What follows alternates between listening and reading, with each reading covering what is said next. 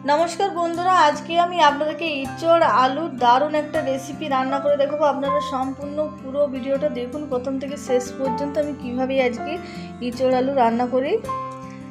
और एखाने दुटो एचड़ नियेछि देखुन। और एबारे एचड़टा केटे नेब। और एचड़टा केटे नियेछि एबारे एचड़टा सेদ্ধ करे नेब। तार जोन्नो कड़ाई दिये दिচ্ছি जल। और कड़ाइए जल दिए दिलाम। एबारे एचड़टा दिए दिচ্ছি।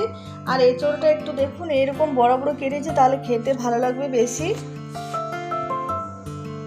और सब एचड़टा दिए दिलाम। एबारे दिए दिচ্ছি एर मধ্যে নুন 1 চামচ মতো দিয়ে দিচ্ছি হলুদ গুঁড়ো। और एबारे ढाका দিয়ে দেব সেদ্ধ করার জন্য। কিছুক্ষণ পর ঢাকাটা খুলে নিলাম। এচড়টা এখনো কিন্তু সেদ্ধ হয়নি। এর মধ্যে এবারে দিয়ে দিলাম আলু। আর আলুটা বড় বড় করে কেটেছি। আর এবারে আবারও কিছুক্ষণ ঢাকা দিয়ে দেব। আবারও কিছুক্ষণ পর ঢাকাটা খুলে নিচ্ছি। এচড় আর আলু দুটোই খুব সুন্দর সেদ্ধ হয়ে গেছে। এবারে নামিয়ে নেব। আর দেখুন এচড় সেদ্ধ হয়েছে খুব সুন্দর। এবারে নামিয়ে জলটা ভালো করে ঝরিয়ে নেব। আর এবারে কড়াই দিয়ে দিচ্ছি সরষের তেল। আর আলুটা আমি ভেজে নেব। যে আলুটা সেদ্ধ করেছি সেই আলুটা ভেজে নেব ভালো করে। আর সব আলুটাই দিয়ে দিলাম একবারেই। আর আলুর মধ্যে দিয়ে দিচ্ছি একটু নুন।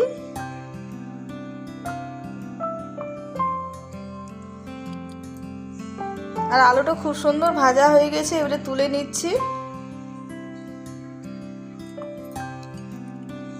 এবারে আলু ভাজা তেলের মধ্যে আমি আরেকটু দিয়ে দিলাম সরষের তেল।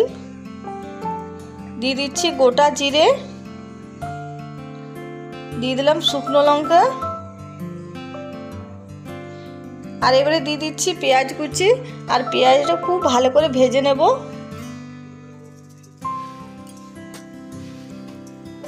আর পেঁয়াজটা খুব সুন্দর ভাজা হয়ে গেছে। এবারে এর মধ্যে দিয়ে দিচ্ছি টমেটো কুচি।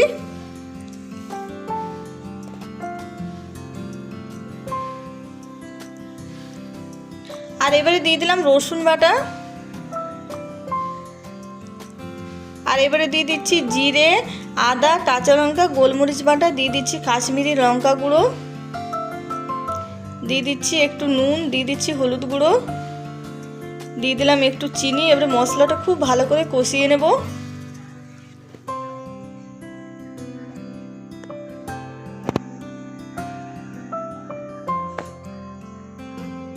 মশলাটা বেশ কিছুক্ষণ কষিয়ে নিয়েছি। এবারে এর মধ্যে দিয়ে দিচ্ছি দই। আমি এখানে 4 চামচ মতো দিয়ে দিলাম দই। আর দই দেওয়ার পরও আবার মশলাটা খুব ভালো করে কষিয়ে নেব।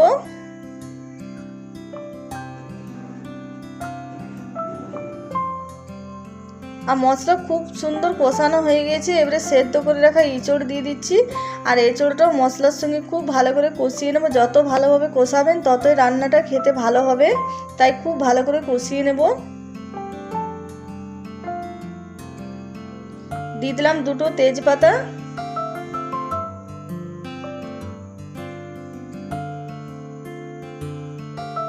আর খুব ভালো করে কষানো হয়ে গেছে। এবারে ভেজে রাখা আলু দিয়ে দিচ্ছি। আর আলুটাও ভালো করে মিশিয়ে নেব।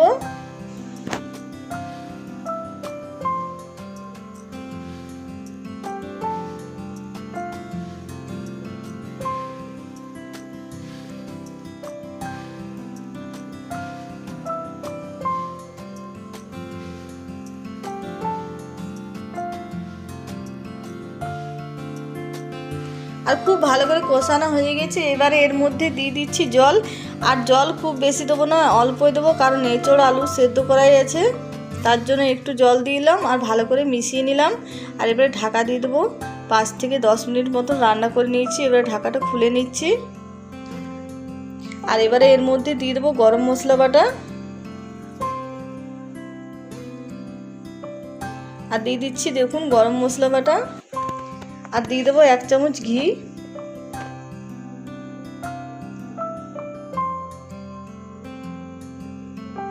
আর 1 চামচ মতো ঘি দিয়ে দিলাম। এবারে ভালো করে মিশিয়ে নামিয়ে নেব।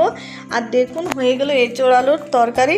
এটা দারুণ লাগে খেতে বন্ধুরা এরকমভাবে রান্না করলে। আর আজকের ভিডিও পছন্দ হলে প্লিজ লাইক শেয়ার কমেন্ট করবেন। যারা নতুন দেখছেন তারা অবশ্যই আমার চ্যানেলটা সাবস্ক্রাইব করবেন, পাশে থাকবেন। আর নামিয়ে নিচ্ছি দেখুন, আর একটা পাত্রে ঢেলে নিলাম। আর এই এঁচোড়ের সিজনে এরকমভাবে রান্না করে খাবেন বন্ধুরা। এরকমভাবে রান্না করলে কোনো মাছ মাংসর প্রয়োজন হবে না, খেতে এতটাই দারুণ হয়। আর কমেন্টে নিশ্চয়ই জানাবেন কেমন হয়েছে কেমন না আজকের এঁচোড়ের রেসিপি।